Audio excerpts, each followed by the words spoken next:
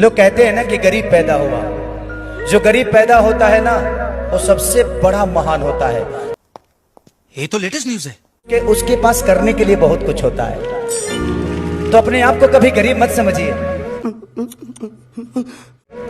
जिंदगी में जो गरीब पैदा है ना, उससे बड़ा महानता किसी के पास नहीं है। समझ रहे हो? समझ रहे हो आप? समझ रहे हो? अमीर के पास कुछ करने के लिए होता नहीं है, गाड़ी है, घोड़ा है, धन है, दौलत है। गरीब के पास कुछ नहीं है, इसीलिए उसके करने का अवसर है। अच्छा, ठीक है। तो भगवान आपको अवसर देता है कि गरीब पैदा हुए हो, मरो तो अमीर बन के मरो।